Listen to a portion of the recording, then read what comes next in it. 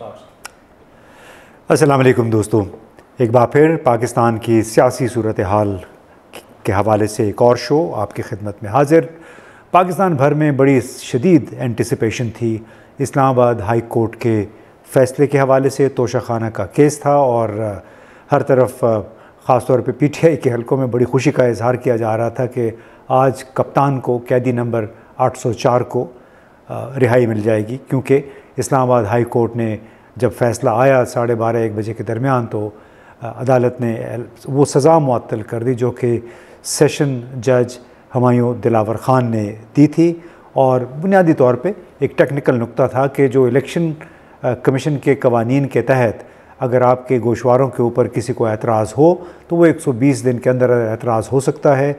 और ये वो गोशवारे थे इमरान ख़ान के जिनका ताल्लुक़ 2017-18 और 2019 से था, यानी गोशवारे जमा कराने के 3 साल के बाद उन पर एतराज़ जमा करवाया गया। और यही थी सबसे बड़ी दलील जो इमरान ख़ान के वकला की थी। उसकी बुनियाद पे उनकी सेशन कोर्ट की सज़ा मुअत्तल हो गई। उस पर सब ने बड़ी खुशी का इजहार किया, लेकिन कैदी नंबर 804 के लिए अब खेल इतना आसान नहीं रहा। एक गोरखधंधा है केसों का जिसमें वो फंसे हुए हैं, जिसके ज़रिए उन्हें बेदस्तोपा किया गया है। और ऐन वही हुआ जिसका हम काफ़ी दिनों से इजहार कर रहे थे। वही ख़दशा सही साबित हुआ कि एक तरफ उनकी सज़ा की मुअत्तली हुई इस्लामाबाद हाई कोर्ट की तरफ से, दूसरी तरफ साइफ़र केस में उनकी गिरफ़्तारी डाल दी गई और 30 अगस्त तक उन्हें जुडिशल रिमांड में दे दिया गया।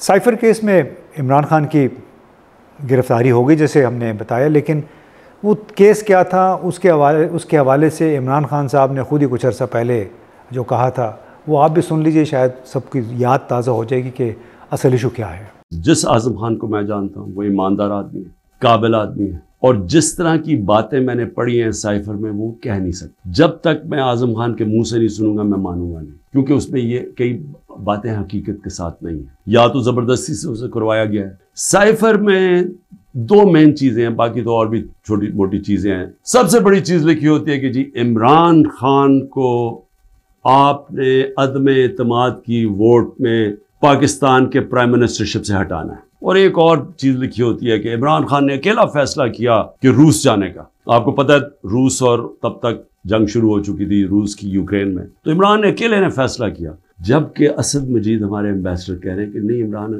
खान ने अकेला फैसला नहीं किया, ये सब स्टेक होल्डर्स ने मिलकर फैसला किया। असद मजीद, सलाम करता हूँ मैं अपने एम्बेसडर को, वो कहता है उसके बाद जो मुझे मैसेज कि इनके खिलाफ आपको प्रोटेस्ट करना चाहिए, डिमार्च करना चाहिए कि इसने बड़ी गलत ज़बान इस्तेमाल की।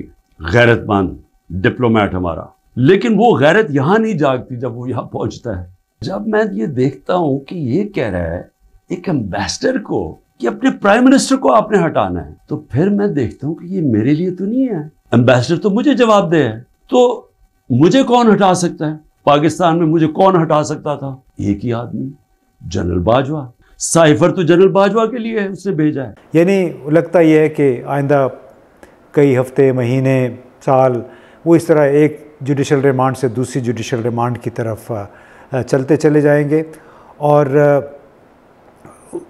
बुनियादी तौर पर अदालत ने यह भी कहा, जो खुसूसी अदालत है साइफर ऑफिशियल सिक्योरिटी एक्ट के हवाले से, उसके जज अबुल हसनात जुल्करनैन ने फ़ैसला ये भी दिया कि न सिर्फ जुडिशल रिमांड बल्कि 30 अगस्त को इमरान ख़ान को उनकी अदालत के सामने पेश किया जाए।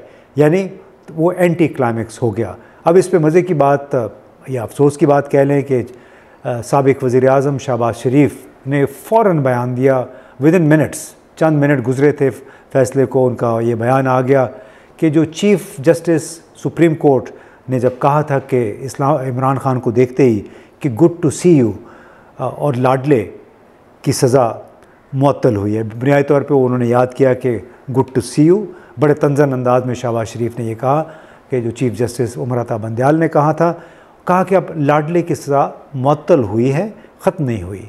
और साथ में फ़ैसला आने से पहले ही उन्होंने कहा कि सबको पता हो कि फ़ैसला क्या होगा।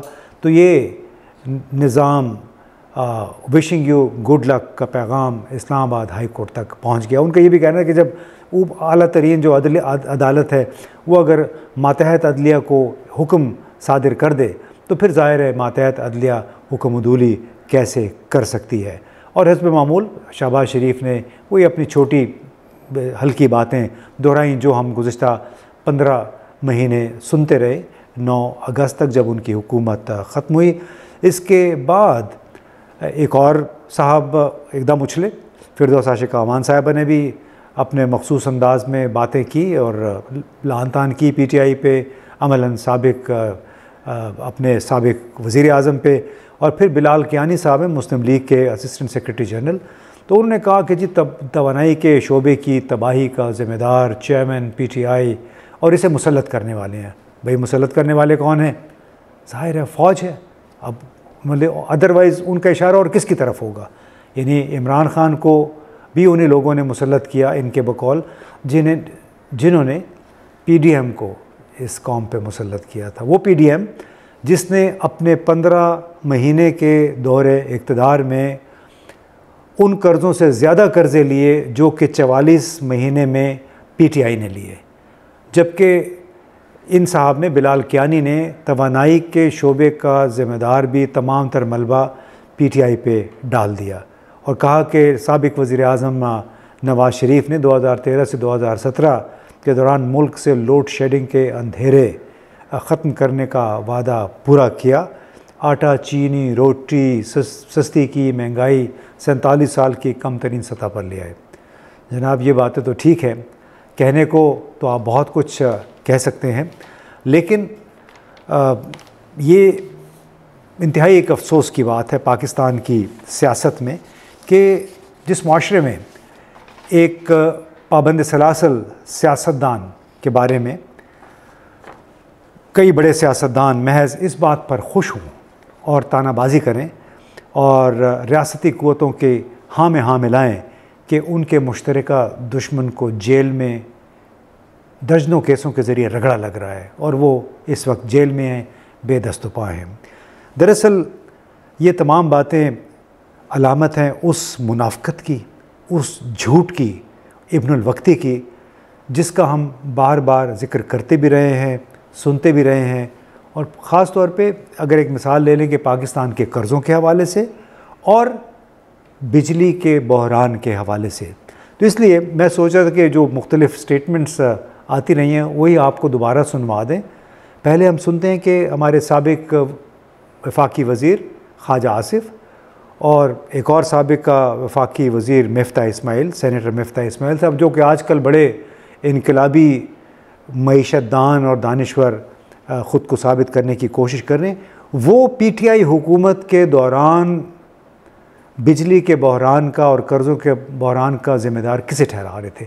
तो आइए सुनते हैं ख्वाजा आसिफ और मिफ्ता इस्माइल का ये ऑडियो।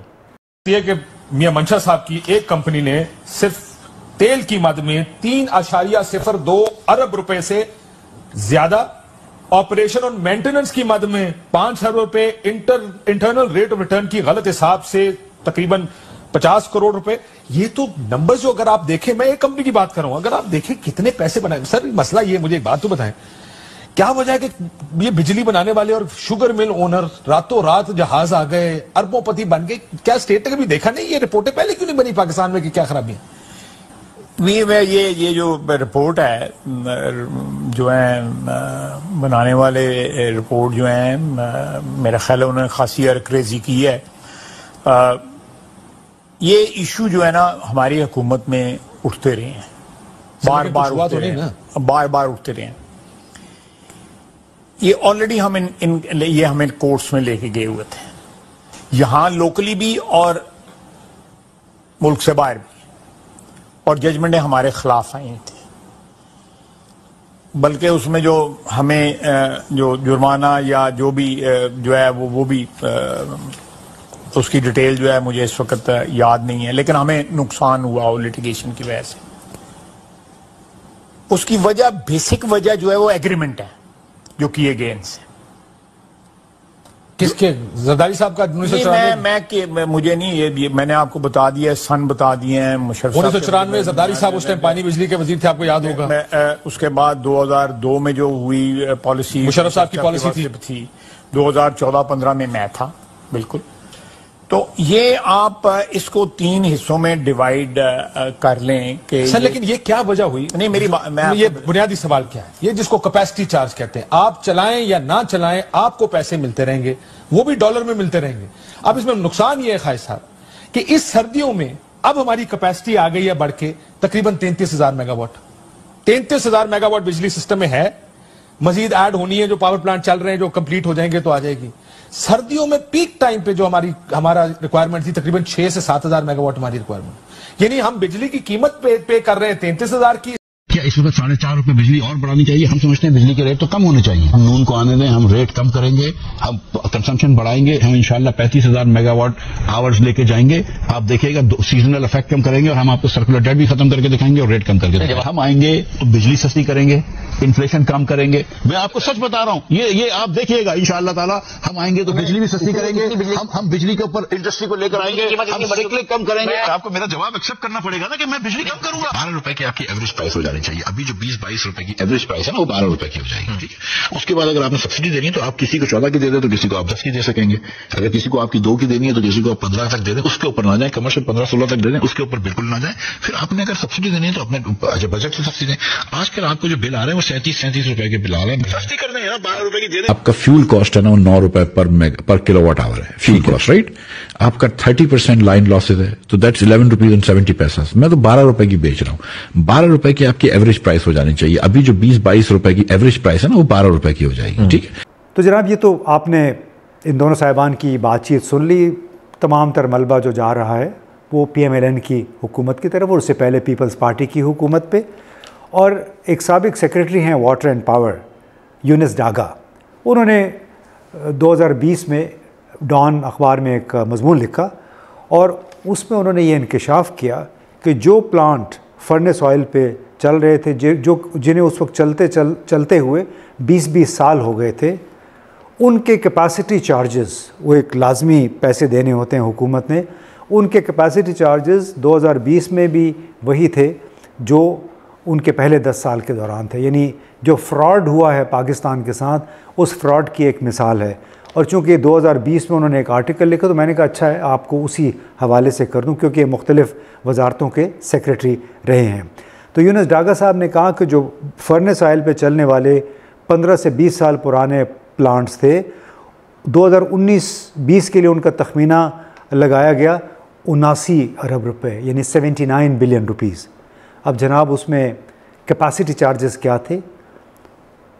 वो थे तकरीबन 79%, यानी उनको बन रहा था 58 अरब रुपए। 79 में से 58 अरब रुपए बन रहे थे कैपेसिटी चार्ज। कैपेसिटी चार्ज क्या होता है कि अगर प्लांट नहीं भी चल रहा, एक यूनिट भी नहीं पैदा कर रहा, उसको पैसे लाजमी मिलने हैं। तो अंदाज़ा लगे एक छोटी सी मिसाल से कि 12 निजी प्राइवेट जो निजी पावर प्लांट्स थे, उनके 79 अरब में से 58 अरब रुपए, तकरीबन 81%, वो सिर्फ कैपेसिटी चार्जेस में जा रहे थे। इसका मुकाबला अगर करें, यही यूनुस डागा साहब ने लिखा कि गुड्डू थर्मल पावर प्लांट जो कि 2013 में शुरू हुआ, उसके कैपेसिटी चार्जेस का अंदाज़ा आप इससे लगाएं कि 2019-20 ही में उसके अखराजात का तखमीना लगाया गया था 72 अरब रुपए। उन 72 अरब रुपए में से सिर्फ 23 अरब रुपए कैपेसिटी चार्जेस थे। यानी आप अंदाज़ा लगाइए कि निजी पावर प्लांट्स ने डॉलर में पेमेंट्स के बावजूद कितनी लूट मार मचा रखी है इस मुल्क में कि 6 गुना ज़्यादा पैदावार करने वाला गुड्डू पावर प्लांट सिर्फ 23 अरब रुपए उसको मिल रहे हैं, यानी 31% पैसे उसको मिल रहे हैं कुल अखराजात में से। जबकि निजी पावर प्लांट जिनकी 6 गुना कम पैदावार है सरकारी प्लांट से, उनकी तखमीना तकरीबन 80-81% है कैपेसिटी चार्जेस का। तो ये वो झूठ है जो PMLN वाले और पीपल्स पार्टी वाले बोलते रहे, जो किसी को बताते नहीं कि किस तरह वो इस मुल्क में बिजली के बहरान और गर्दिशी कर्ज़े कि जो एक पहाड़ बन गया है पाकिस्तान के ऊपर, उसके ज़िम्मेदार हैं। अब चूँकि एक मुनाफ़क़त का, झूठ का एक हम मुसलसल ये तकरार से सुनते रहे हैं, चाहे वो ख्वाजा आसिफ थे, चाहे मिफ्ता इस्माइल थे, चाहे और कई वज़ीर थे बशमूल शहबाज शरीफ के, जो बार बार कहते रहे कि गुज़िश्ता सिर्फ 44 महीने की जो हुकूमत PTI की, वो पाकिस्तान के तमाम तर मसाइल के ज़िम्मेदार है, जबकि हक़ाइक़ इसके बिल्कुल बरक्स है। उसमें बिलाशुबा PTI के दौर में कोताहियाँ हुई होंगी, हर दौर में होती हैं, लेकिन गुमराह कुन अंदाज में अदाद व शुमार को तोड़ मरोड़ कर पेश करना, ये वैसे हमारे सियासतदानों पे ख़त्म हो गई है। कोई इंटेग्रिटी का इजहार नहीं है इसमें। अब मैं कहना क्या चाह रहा था आज के इस वीलॉग के ज़रिए कि कोयटा में वकील कत्ल की FIR में इमरान खान की बतौर मुलजिम नामजदगी, तोशा खाना केस हो, अलकादिर ट्रस्ट केस हो, ख्वाजा आसिफ की बतौर वज़ीर मुत्तहिदा अरब अमारात की कंपनी से 15-16 हज़ार दिरहम माहाना तनख्वाह का हुसूल हो, नवाज़ शरीफ की बतौर वज़ीर आज़म अपने बेटे की कंपनी से कई हज़ार माहाना तनख्वाह अपने अकाउंट में उनके मौजूद है, इकामा भी उसी बुनियाद पे उनको मिला हुआ है, जबकि वो वज़ीर आज़म थे यहाँ पे। फिर परवेज़ इलाही की मुसलसल वो गिरफ़्तारी, ज़मानत, गिरफ़्तारी और मुसलसल नज़रबंदी का मामला हो। 9 मई के वाक़यात में मुबैना तौर पर मुलव्विस होने के इल्ज़ामात के तहत वो 72 साला डॉक्टर यास्मीन राशिद हों, MNA आलिया हमज़ा मलिक हों, खदीजा शाह हों और कई दूसरी PTI की रहनुमा, उनमें जिसने भी गलत काम किया उसको सज़ा ज़रूर मिलनी चाहिए। लेकिन जो ख़वातीन इन PTI इस 9 मई के हवाले से जितनी भी गिरफ़्तार ख़वातीन हैं, चाहे PTI किससे ताल्लुक़ है या किसी और जमात से है या जमात से नहीं भी है, वैसे उठा ली गई हैं। ये एक इंतहाई अफसोसनाक एक अलमिया है पाकिस्तान की सियासी तारीख़ का कि ख़वातीन के साथ क्या हो रहा है।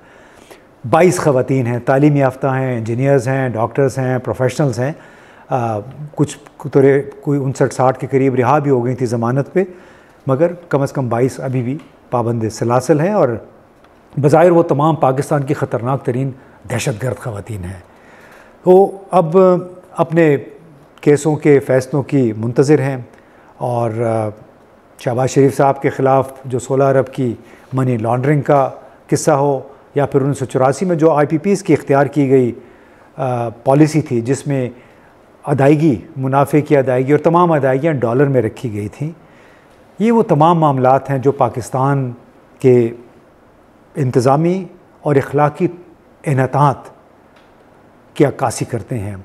एक मुआशरे की बुनियादी तौर पे ये बीमारियां हैं, वो बीमारियां हैं जो कि आज आपको, जिसका मुज़ाहरा आपको मुख्तलिफ़ शक्लों में नज़र आ रहा है। और जो कुछ PDM की हुकूमत ने कानून साजी के हवाले से किया, जो कुछ उन्होंने PTI और इमरान खान के हवाले से कहा, जो किया, वो तमाम झूठ, मफादात और मुनाफ़क़त पे मबनी इस बीमार मुआशरे की एक अलामत है।